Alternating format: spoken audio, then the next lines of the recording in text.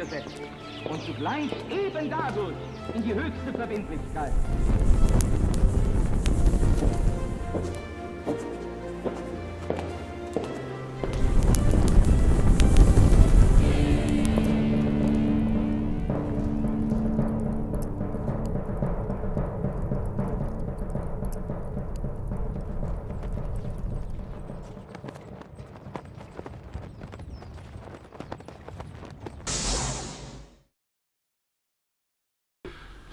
Bienvenidos nuevamente, una vez más, a este espacio de reencuentro, de reflexión, de diálogo, de análisis, que es La Brújula, este programa que hago ya hace varios años, transitando la década de emisión, desde aquel entonces, en aquel año 2014 que empezamos en TLB1, aquel lejano 2014, y ahora en la pantalla de Conclusión TV. Muchas gracias siempre por acompañarnos.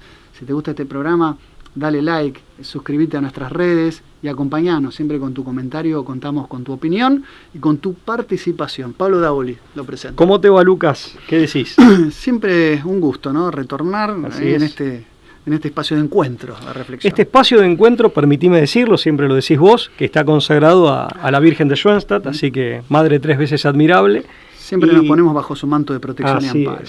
Así es. Bueno, y en esta... Hoy con un tema especial. Sí, bueno, una pequeña mención. Muchas gracias por los rebotes, podemos decirlo así, hablando en lenguaje llano, que tuvo el último programa sobre las profecías de Don Orione recepción, y Benjamín Solari Parravicini. Una muy buena recepción. Y sobre todo esto no hubiera sido posible si ustedes del otro lado no hubieran compartido, no hubieran dado like, porque eso es lo que hace que los programas se difundan. Tuvo realmente muchas reproducciones y eso a nosotros nos enorgullece poder haber llegado con un tema que siempre es que un muchas estímulo. veces no se los trata o se los omite, ¿no? Sí, a veces hay por quienes... desinterés, ignorancia o malicia. Sí, ¿no? tal cual, totalmente, y a veces hay quienes sí los abordan bien, de manera muy, muy pertinente, muy adecuada, pero muchas veces también pasa lo contrario. Entonces, bueno, nosotros intentamos ser del primer caso. Intentamos hacer un abordaje lo mejor que nos saliera, digámoslo así. Pero bueno, muchas gracias por las muy buenas repercusiones que tuvo el programa, así es. Bueno, en esta oportunidad queremos hacer un comentario crítico. Volvemos a un tema que se ha convertido en caballo de batalla de La Brújula, que ha acompañado muchas de nuestras cavilaciones a lo largo de estos 10 años de emisión, que tiene que ver con la guerra invisible, que tiene que ver con la psicopolítica, la batalla por las ideas en el campo de la cultura, y en este caso lo que tiene que ver con las pantallas, ¿no? La difusión, la proliferación, la masificación de los dispositivos móviles y todo lo que ello conlleva a nivel cerebral, lejos de tener solamente una velocidad en la distribución y administración de la información, también tiene algunos efectos deleterios sobre nuestra capacidad cognitiva, y hay algunos estudios que creemos que deben tener la difusión que merecen en materia de lo que tiene que ver con el aborregamiento y la masificación de la población. Totalmente, ¿no? Dijiste algo muy importante que está en el centro de todo eso, o en la base, que es la pérdida o el deterioro de capacidades cognitivas, ¿no? En este caso hay un libro que queremos recomendar de Nicolás Ponsiglione. Tenemos acá, se llama Disgenesia, efectivamente, la guerra mundial contra el potencial humano. Un título sugerente, un título a mi criterio bien buscado. Disgenesia es una palabra de uso bastante poco frecuente. Es muy de la medicina. Pero es muy de la medicina, pero que podría ser el antónimo, si se quiere, de la eugenesia. La eugenesia, que es la promoción del fortalecimiento de la especie humana a través de mecanismos y dispositivos de filtro, muchas veces tenidas por inmorales, por esta cuestión de la selectividad planificada. Si en biopolítica planificar la mejora de la especie puede tener connotaciones sumamente alarmantes, pero por el contrario la disgenesia es al contrario, es el aplebellamiento, es justamente buscar una especie humana debilitada mentalmente. Una suerte, ¿no?, de depreciación del una ser humano. Una degeneración del ser humano. Una cosa respecto de la eugenesia que es importante remarcar, ¿no? O sea, vos hiciste una crítica diciendo, bueno, por metodologías y a veces con parámetros que son inmorales. Pueden ser cuestionables moralmente, desde luego. De hecho, ¿no? lo es, Claro. de hecho lo es en muchas de sus expresiones, pero además, me permito agregar esto, pero además también puede ser objeto de crítica, y de hecho lo es, qué concepto tenemos de la mejoría, o sea, qué es ser mejor. Tema este que también se traslada al transhumanismo, o que también nos plantea el transhumanismo. Así, bueno, ¿cómo entendemos esa mejoría o supuesta mejoría? Pero lo quería dejar aclarado al margen. Por supuesto, es decir, ¿qué se entiende por mejoría? Eso está clarísimo, claro, ¿no? Obviamente. ¿Cuál es el parámetro de lo mejor y lo peor?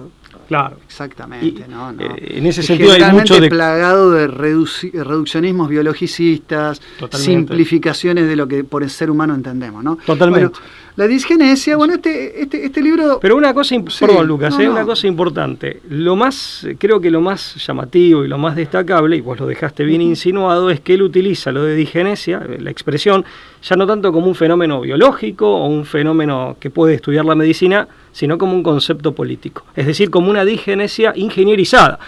Yo creo que esto es la novedad de ese libro. De este libro, yo lo entrevisté a Nicolás Ponciglione en mi canal Diálogos en la Víspera, que lo uso con muy poca frecuencia por falta de tiempo. Sí. Hice una entrevista muy cortita, pero creo que muy rica, donde él se explaya al respecto. Yo creo que lo interesante es esto. Él toma el concepto de la medicina y lo convierte, o nos ofrece una mirada política del concepto. Por eso yo hablé de biopolítica, ¿no? Efectivamente. Porque en el fondo hay una biopolítica. Efectivamente. De hecho, si vos pensás en el subtítulo Guerra Mundial contra el Potencial Humano, explica lo que por disgenesia en el fondo... Está hecho a propósito. Yo, bueno, no lo conozco, no he tenido el gusto de conocerlo a Nicolás. He leído otros libros, como El Relato Pandémico, un libro que sacó sobre la ESI, y tiene otro libro que se llama Psicoherejía. Es un autor que, más allá de algunas cuestiones que se le pueden criticar a nivel de que tiene algunos agiotismos o algunas galimatías o especulaciones en algunos cuestiones relativos a analogías que utiliza, me parece que ahí hay un capítulo flojo en revisionismo histórico a la hora de hacer comparaciones.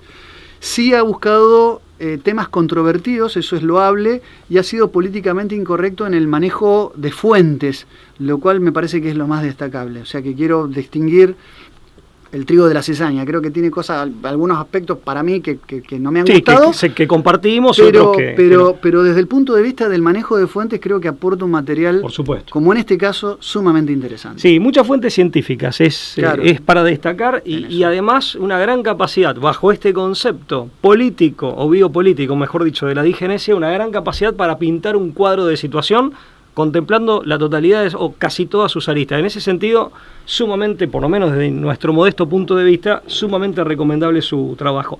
Y aprovechamos para mandarle un saludo a él y a la persona a través de la cual conseguí el libro, que es Carlitos Bukovac, el cazador del libro. Un gran amigo, así que también le mandamos un saludo. Se ha convertido en nuestro gran proveedor de material, de bibliografía que llegamos a adquirirla a través de sus recomendado servicios. El cazador del libro, síganlo en las redes porque además produce contenidos, hace entrevistas, tiene un canal de YouTube y tiene un material que consigue libros que muchas veces son difíciles de conseguir o no son tan conocidos. Pero aparte seleccionados con criterio, son realmente libros que suman, no tiene una digamos, no es un comerciante del libro, es realmente arquegueta de la bibliografía. Así que le mandamos un saludo también a Carlos Bukovac. Bueno, hay un capítulo en este libro que se llama Pantallas, la adicción universal, donde habla de los efectos en el cerebro del uso de las pantallas, ¿no? En concreto, de lo que trata es del pernicioso abuso, sobre todo en su módulo ocioso, de las pantallas, de lo que son tablets, PC, dispositivos móviles. Propio televisor, aunque ciertamente quedó de modé, pero cabe acá. Lo interesante del libro es que el abordaje que hace, no lo hace desde un punto de vista moral o moralista o religioso, o sea, no se encorseta en posturas desde una poltrona a dar consejos para padres desde una perspectiva moral, sino que lo hace desde una perspectiva científica, de estudios concretos sobre los efectos deleterios, como ya dijimos, en nuestro sistema intelecto cognitivo. Y habla de una ciberparadoja. así le llama. Hay como un punto de partida. Hablando del pantallismo, ¿no? Claro, del pantallismo. Que él, es interesante esto del pantallismo. Y es muy cuidadoso porque le llama pantallismo a ese fenómeno de abuso, es decir, de uso compulsivo, de uso exagerado de las pantallas. Y al mismo tiempo, sobre todo, focalizan el uso recreativo o de ocio, y yo me permito aclarar, de un ocio que no es creativo. Entonces, que puede ser recreativo, pero no creativo. Exactamente. Entonces, focaliza mucho en este fenómeno, ¿no? En particular. Absolutamente. Sí, bueno, esa ciberparadoja es la idea de que lo que asistimos, esta es la tesis que presenta y después la desarrolla y la justifica, a mi criterio, de manera muy exitosa, es que tenemos dispositivos cada vez más inteligentes para usuarios cada vez más idiotas. Ese es el punto de partida que después viene a justificar. Y parte del comentario, entusiasta, de un punto de partida muy entusiasta que se inaugura allá por el año 2000 con la publicación de un libro en coautoría de 2 autores que son William Strauss y Neil Howe en el año 2000, que se llama Millennials Rising. Sí. The Next Great Generation, o sea, la próxima gran generación. Un triunfalismo. Donde habla de que los nacidos a partir de 1981 y 1982, y gracias a Dios nosotros estaríamos excluidos de ese encuadre generacional. Y lo que hace notar que estamos excluidos, te lo iba a decir antes, sí, es que ahora, es la presbicia. En 2014 no hacíamos esto, como estás haciendo vos, estoy haciendo yo. Claro, es decir, los nacidos luego de 1982 son inteligentes, ambiciosos, optimistas y con un gran dominio de las nuevas tecnologías. Dechados de virtudes y cualidades. Estos autores lo que tenían era ese espíritu que vaticinaba un futuro de personas con una inclinación a la tecnología que iban a marcar un antes y un después en el mundo del conocimiento. Se gestaba lo que era la sociedad del conocimiento y la sociedad de la información. Claro, pero aparte de esto, desde Daniel Bell, totalmente. Es decir, todos esos autores que hablaban de la sociedad del conocimiento. Con un exitismo y un triunfalismo. Claro, Peter Drucker, la nueva generación de los gerentes, ¿no? El gerenciamiento, el management. Se vislumbraba un futuro donde había una tecnocracia de un nuevo intelectualismo basado en el conocimiento y la información sobre la base de las TICs, las tecnologías de información y comunicación. Una de las cosas buenas de venirse viejo es que uno logra capitalizar a lo largo de los años y puede ver un montón de estos discursos triunfalistas, exitistas que terminan en fracaso o que nunca se materializan. Entonces ya quedás como curado de espanto, ¿no? Apenas 9 años después de la publicación de aquel libro sobre los millennials,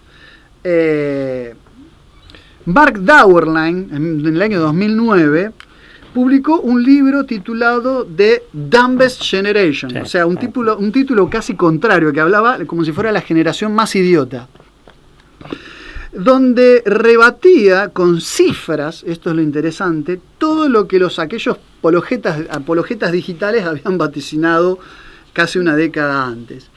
Y al poco tiempo, para completar esto, Michael Desmourguet hace lo propio con un libro titulado que se llama La fábrica de cretinos digitales. Un libro muy interesante donde desmonta algo que se había también repetido ad nauseam, que era la idea de los nativos digitales. Es decir, no existe el nativo digital, así como una suerte de innatismo respecto de la tecnología, donde los bebés nacen con inclinaciones, digamos, propensas a la tecnología. O sea, es que desmonta este mito, ¿no? Lo hace trizas. El doctor Guillermo Celoria, a quien quiero recordar especialmente porque creo que falleció, creo que la semana pasada o la anterior, médico de Rosario con una trayectoria muy importante en Estados Unidos y después en Argentina, así que también nuestro recuerdo al doctor. Con el cual encabezaste un congreso de neurociencias. Sí, yo no lo encabecé, colaboré. Perdón, pensé que habías pero tenido... sí, colaboré con él y con el ingeniero...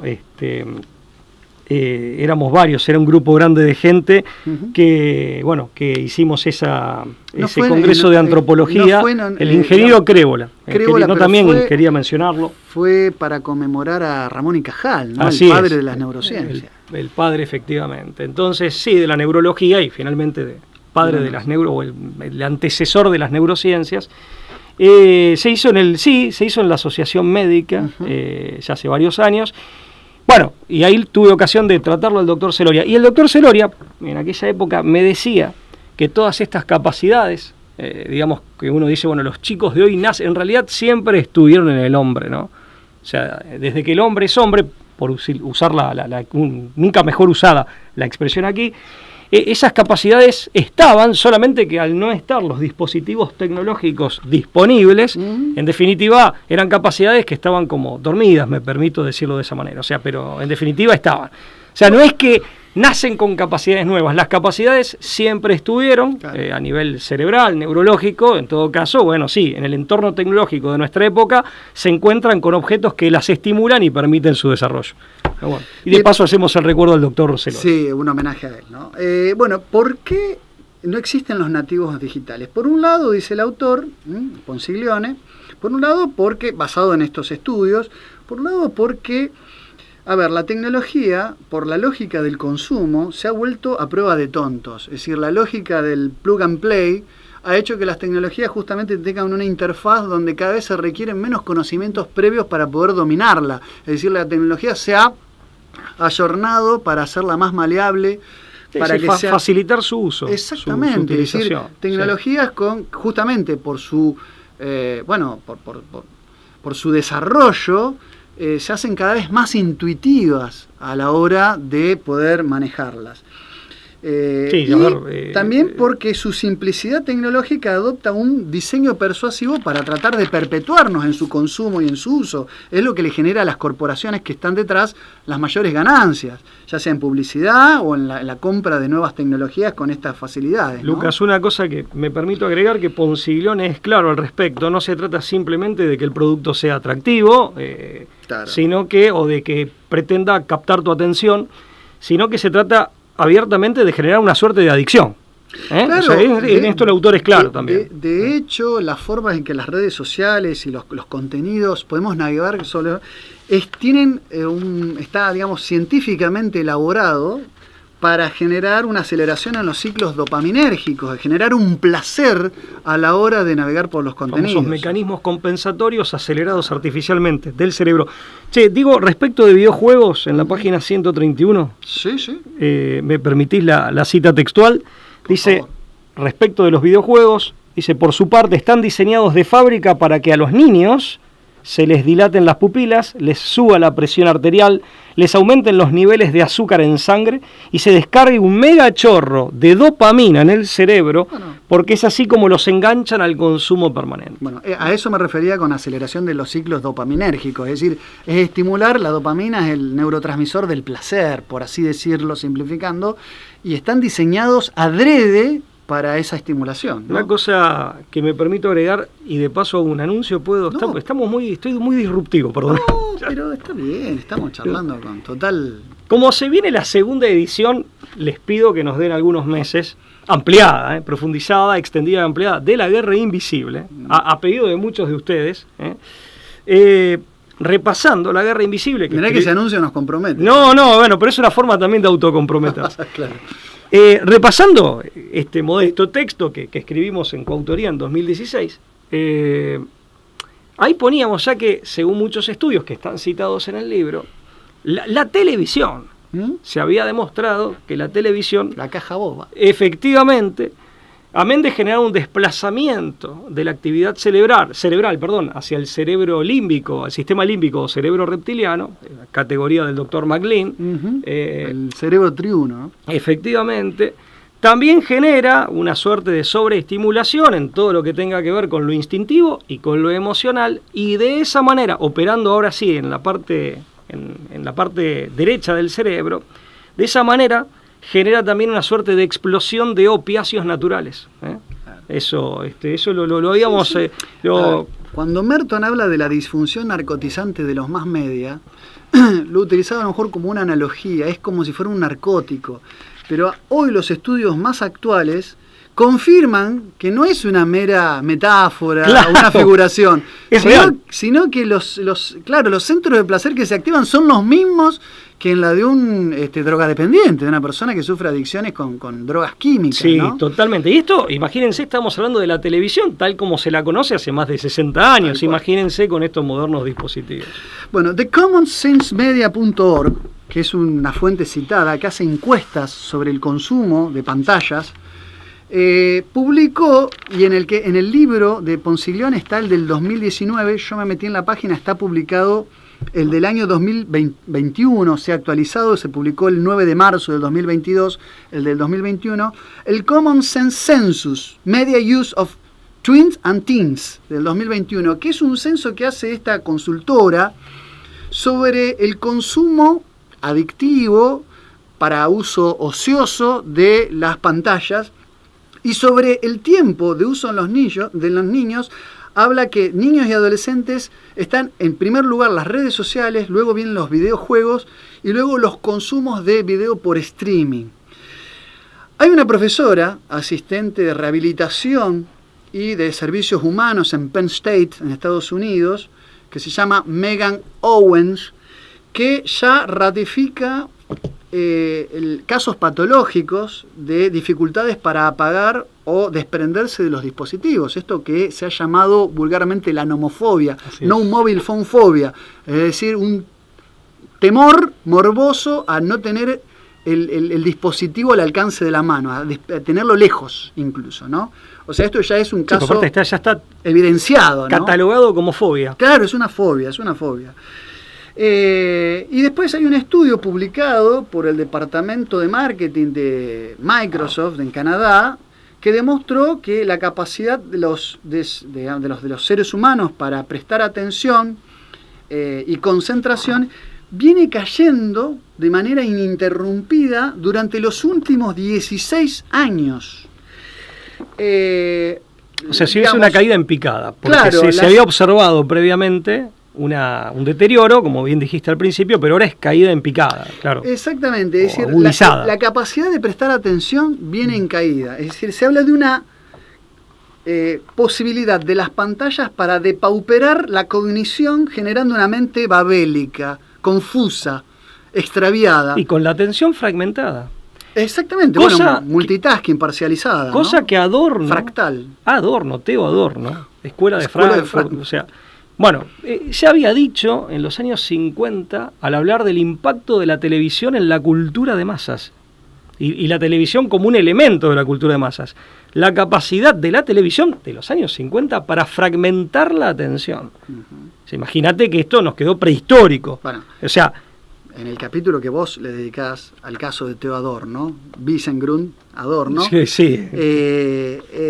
No es que él, por su capacidad que la tenía, siendo como musicólogo, como sociólogo, no solamente por su capacidad de leer los acontecimientos sociotecnológicos del momento, sino por ser un promotor ingenieril. Claro, porque nosotros sostenemos la tesis, efectivamente, está bien la aclaración, nosotros sostenemos la tesis de que son parte del problema. Claro. O sea, los frankfurtianos en general son parte del problema. No a denunciar, sino a promover y a instalar, ¿no?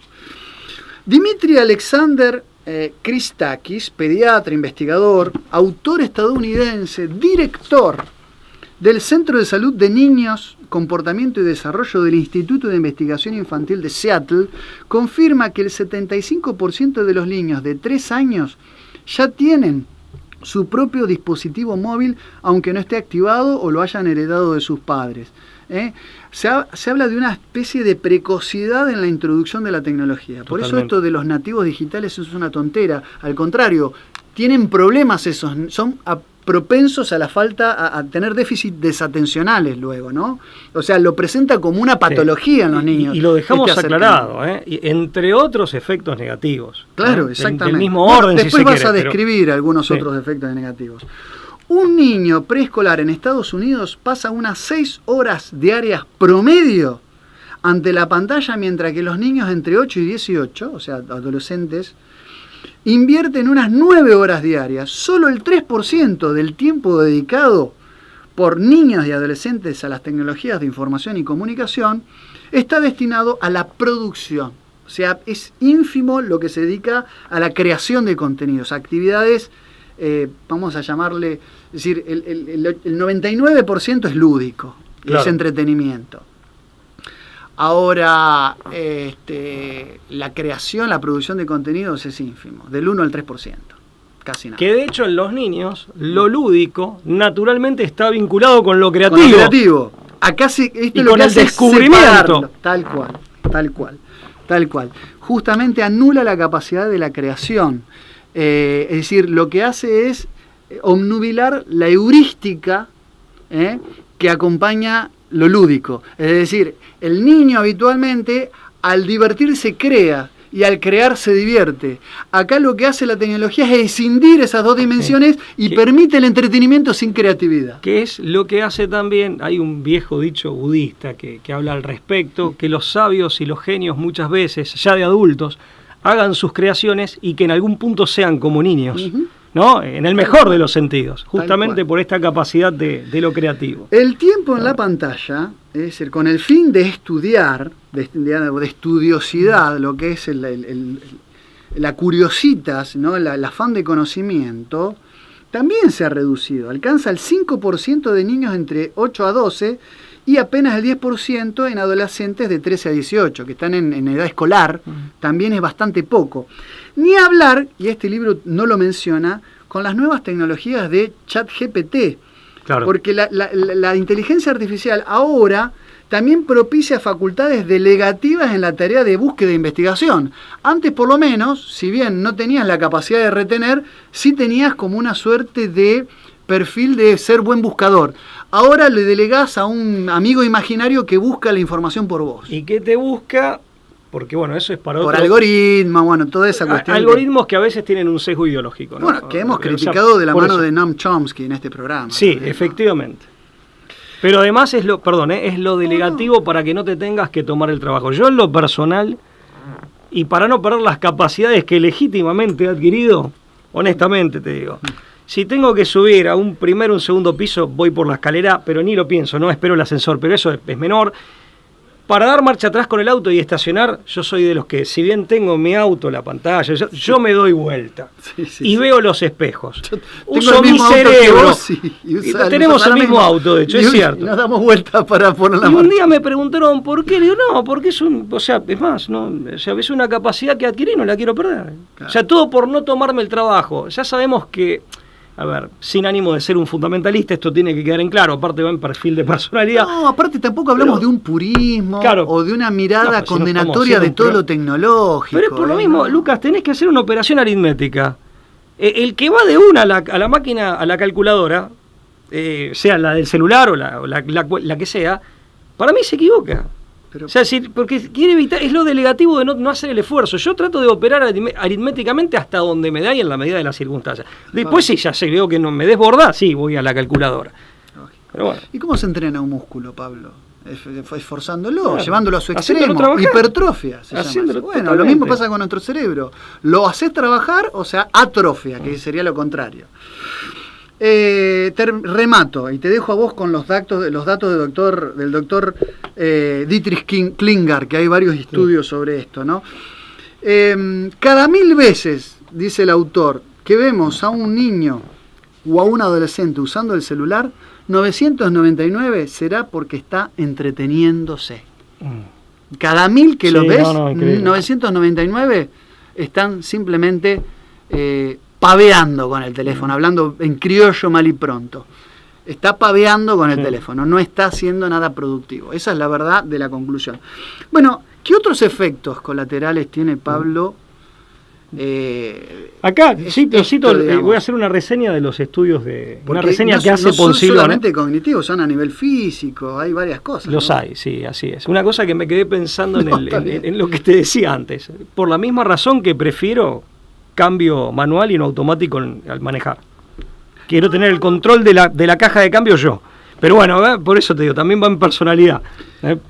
Porque es una discusión. ¿Quién prefiere el cambio automático? He manejado con las dos. Yo prefiero el cambio manual. Los caminos fáciles, lo que como un tornado viene como un tornado se va, Así ¿no? es. La brisa siempre permanece. Sí, no, bueno, volviendo al tema puntual de estos estudios que reseña muy bien Nicolás Ponsiglione, que los voy a leer, de hecho es algo que, digamos, está muy bien reseñado, y sí hago un distingo que es más de mi propia cosecha, por así decir, que considero necesario agregar.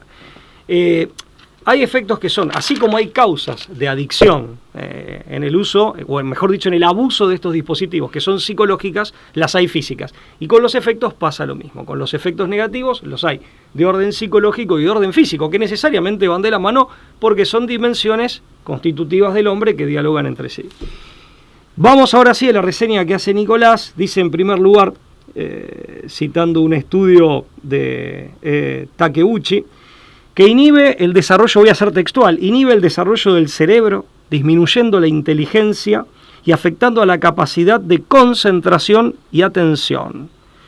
Y citando a Menck y al doctor Weinstein, aclara, generan, por ejemplo, una marcada atrofia o disfunción del lóbulo frontal. Atrofia del lóbulo frontal. Así es, en los niños está comprobado que interfiere en el desarrollo del lenguaje. Bueno, recordemos que según Broca, entre la tercera y quinta circunvolución frontal izquierda está la capacidad del lenguaje, bueno, nada sí, menos. Sí, totalmente. Es nuestro pensar en su plenitud el lenguaje, ¿no? Así es. Y nosotros, citando a dos grandes psicólogos sociales que pertenecían al Instituto Tavistock, Trist y Emery, Trist. Frederick Emery y Eric Trist, cito textual, a mediados de los 70, cuando la gente en Estados Unidos veía un promedio de 6 horas diarias de televisión, decían, cuanto más ve televisión una persona, menos entiende, menos acepta, más se disocia de sus propios procesos mentales. La televisión es mucho más mágica que ningún otro producto de consumo porque hace que las cosas sean normales, presenta y homogeneiza aspectos fragmentarios de la realidad. Fíjate que, bueno, siguen con varias observaciones que son más bien de orden psicológico y pedagógico, acá vamos más a lo biológico, y también habíamos hecho cita de Lonnie Wolf, que decía, la televisión provoca que la gente suprima su capacidad de juicio crítico porque la combinación de sonido e imágenes sitúa al individuo en un estado parecido al sueño que limita la capacidad cognitiva. Yo creo que esto tiene que ver también con ese desplazamiento de actividad al cerebro reptiliano. Bueno, con otras palabras, y dándole directamente un perfil, un tipo antropológico específico, a esto se refería en parte, o en su totalidad, Giovanni Sartori, sí, con su Homo Videns. Bueno, yo no... Claro, no, perdón, me adelanté. No, decilo, no. El Homo Videns viene a ser un poco el compendio de todas estas disminución de sentido crítico. ¿No? En la página 417, casi a continuación, habíamos puesto la televisión, citando también a Sartori, la televisión produce imágenes y anula los conceptos, y de este modo atrofia nuestra capacidad de abstracción, también porque te da toda la idea predigerida en la imagen, claro. La capacidad simbólica. Totalmente. Queda todo masticado la imagen, ¿no? Sí, nobleza obliga, así como también hay que remitirse a la obra de Sartori, Videopolítica, Homo Videns, es bueno remitirse para profundizar en estos, y nosotros lo hacemos en nuestra obra, que referenciamos con citas bibliográficas, para profundizar en estos temas. También el que los ha tratado muy bien, es Daniel Stulin, en El Club de los Inmortales, uno de sus libros, y el Instituto Tavistock, otro de sus muchos libros, ¿no? Esto también para aquel que quiera profundizar y quiera hurgar en su biblioteca o en alguna librería. Bueno, sigo con la reseña que hace Nicolás. En niños, hablando de niños, se observó que la exposición temprana y abundante a las pantallas es causa de pubertad precoz. Aquí hace, también hace la cita. ¿No? Sí, efectivamente, una investigación conducida, dice Nicolás, por el endocrinólogo pediatra italiano Stefano Staggi, descubrió que el exceso de pantallas en la vida de los niños causa bajos niveles de melatonina, entre cuyas funciones se cuenta la de inhibir la función sexual. Claro. La melatonina es la hormona encargada de mantener en estado latente ciertas funciones, ¿no?, de la sexualidad en pleno desarrollo de los niños, que al ser inhibida por la exposición, la sobreexposición al contenido de la pantalla, hace que haya una sexualidad precoz, ¿no? Ahora, te hago una pregunta. Agreguemos ahora lo simbólico / psicológico a lo que es físico, orgánico, biológico. Si encima esos contenidos tienen, digamos, son contenidos de significado erótico, que tienen una significación erótica, bueno, ¿no acelerarías el proceso de algún modo? ¿O lo acompañarías? Claro, el problema es que esa aceleración viene acompañada de una destrucción, ¿no? Es decir, no es que simplemente hay precocidad como tal, sino que en esa precocidad, en esa sobreestimulación, a mediano y largo plazo trae problemas, ¿no? Sí, por supuesto. Hay un viejo artículo que escribí que está en mi página web, que es sobre la colasía, ¿no? Claro. Y de cómo la sobreestimulación... A eso me refiero. Totalmente. La colasía es un término griego, lo hemos mencionado mil veces. No hay que pensar estos temas, por favor, desde una perspectiva moralista, que también es un debate legítimo. La mirada ética tiene que estar como perspectiva, pero tiene una base científica. Sino que esto a largo plazo termina anulando y disfuncionalizando la sexualidad en la persona. Totalmente, ¿no? Conduce a una suerte de la colasía como desenfreno por sobreestimulación, genera un efecto de saturación, pasando por un estadio que puede ser un largo camino previo de desvío, de desfiguración, que normalmente conduce, en sus expresiones más fuertes, a las aberraciones y las perversiones. Sí, o falta de deseo sexual. Que termina en eso, termina en la muerte efectivamente del apetito sexual, sí, o la pulsión erótica como tal, la pulsión erótica como tal. Eso ya lo sabía Sócrates y Platón. Y la moderna endocrinología, la moderna neurología realmente lo demuestran, ¿no? O sea, pero bueno, ese es un tema interesantísimo, la verdad que sí. El tercero, acá Nicolás Ponciglione cita un estudio nuevamente de Weinstein, dice, genera adicción con todos los problemas que de ellos se derivan. Esto prepara las condiciones cerebrales y conductuales para el futuro acceso a otros tipos de adicción, como al alcohol, las drogas, etcétera. Es decir, que acondicionan el cerebro para que más tarde sea propenso a quedar atrapado en las demás adicciones.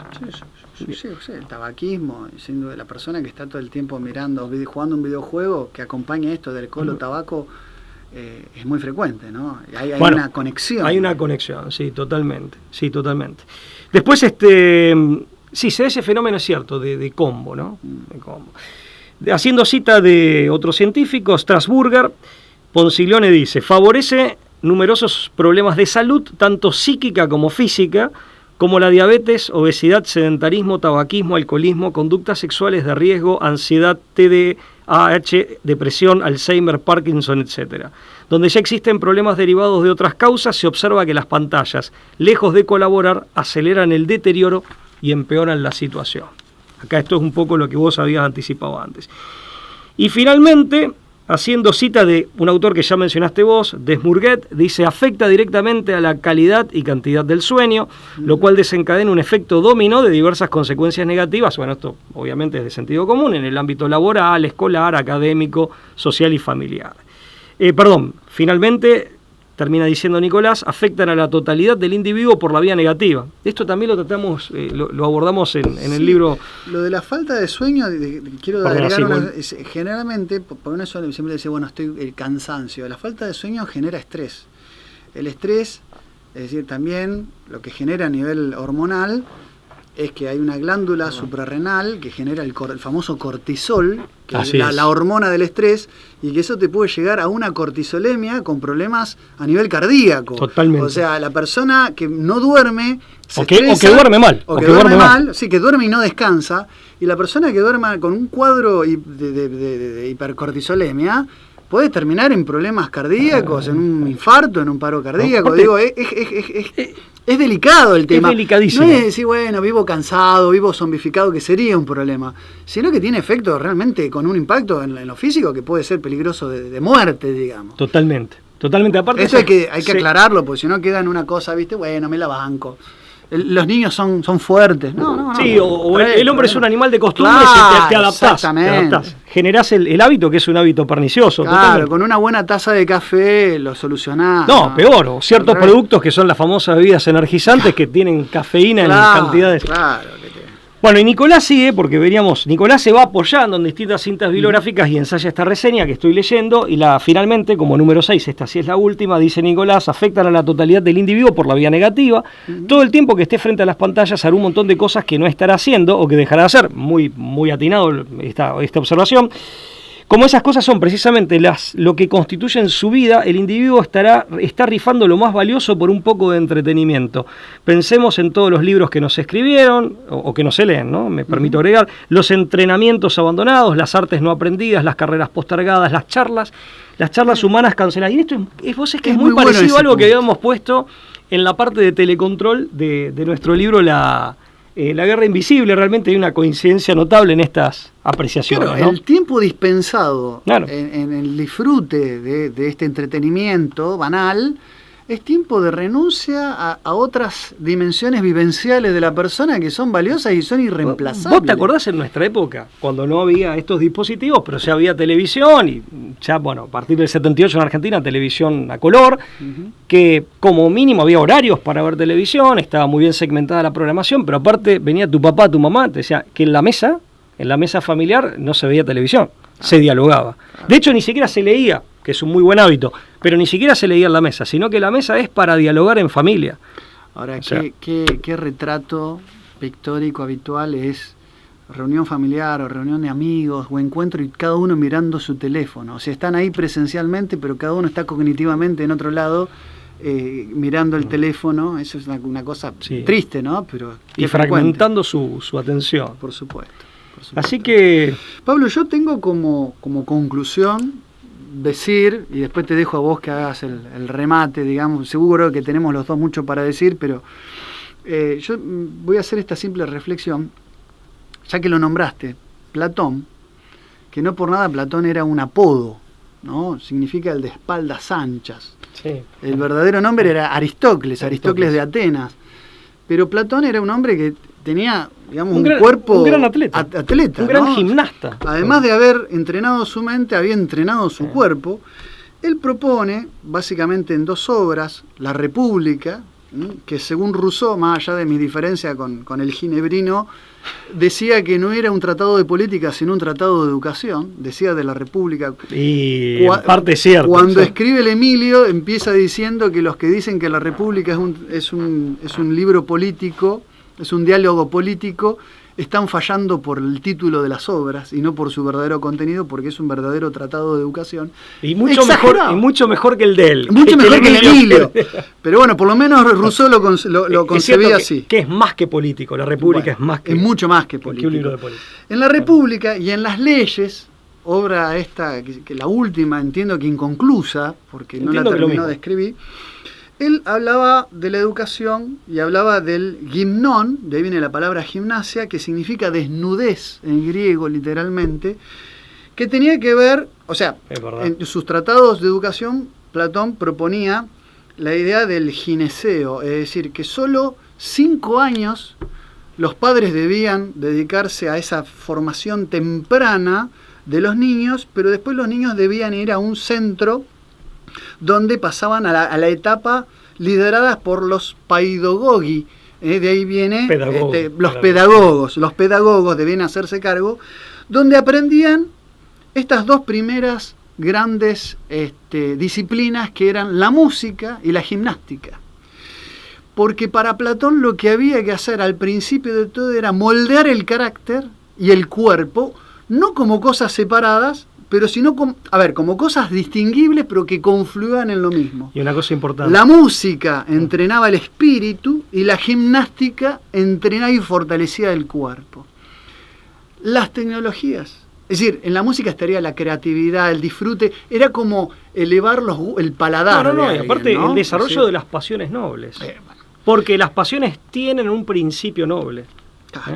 Una cosa importante, Lucas, y jamás... porque seguramente va a encajar con lo que vas a rematar, y quiero agregarlo para... No, que la tecnología hace diametralmente lo contrario, del desarrollo del cuerpo y de los... Totalmente. Y no, pero aparte lo racional venía como una floración posterior, que acá también queda anulado con esto que veníamos diciendo. Pero además, para Platón, el educando, el niño, que es el paidos, nunca era objeto. Nunca era objeto pasivo. En el sentido, vos dijiste bien moldear, pero con esta aclaración necesaria. No, pero como el que riega claro. un vegetal, digamos, que le es ayuda. propiciar los desarrollos propios que trae consigo para que sea, como dice en un chiste de Mafalda, se dice, la mejor versión de sí mismo. O sea, y esto también te reduce a vos a producto y objeto. Por eso el uso tiene que ser, sin caer en ningún fundamentalismo, el uso tiene que ser siempre moderadísimo. Todo lo contrario a la tecnocracia, al mercantilismo, al producto de consumo que está detrás de esta sobreexposición a la pantalla. Qué Pablo, bueno que lo hayas traído a Platón. Que te dejo Platón, sí, yo sé que vos tenés una predilección por ese autor. Lo ¿no? quiero a Aristóteles, lo quiero a Santo Tomás de Aquino, pero Platón es superior. A mí es un autor que me... Bueno, todos tenemos esos autores que nos motivan y nos despiertan. Pablo, te dejo la síntesis, si querés, final. No, por favor, es una respuesta. No, si no nace espontáneamente es una... No, me parece que estamos en tiempo, aparte ya con tu referencia a Platón, que fuera de broma la celebro. No, digo que ya los griegos pensaban en esta necesidad, ¿no? Totalmente. De educar el espíritu y porque el cuerpo. Creo que hay que volver a las fuentes. Aparte, no hay que andar contraponiendo autores que tienen mucho más de coincidencia que de disidencia. Esto también lo quiero decir. Simplemente esto, que es simplemente un agregadito a esto tan bueno que dijiste vos.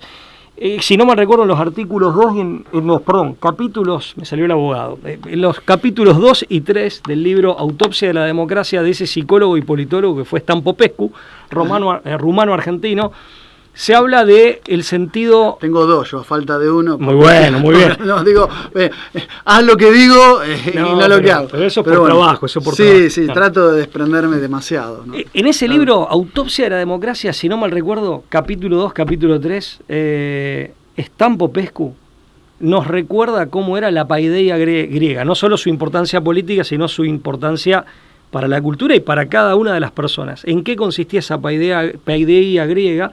Y lo quiero dejar orientada siempre al autoconocimiento, el autodominio, el autogobierno, que es la verdadera libertad, todo orientado a la virtud y finalmente verdad, bien y belleza. Pero como es un psicólogo y al mismo tiempo un politólogo, lo describe tan espectacularmente bien que uno ahí puede dimensionar.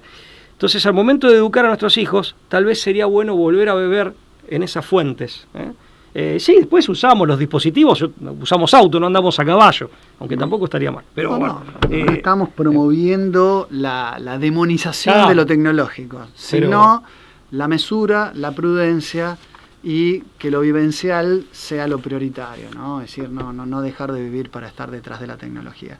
Gracias, como siempre, por acompañarnos. Si te gustan nuestros contenidos, te invitamos a compartirlos. Y bueno, y hacérnoslo saber a través de un pulgar para arriba. Será hasta la próxima. Chao, muchas gracias.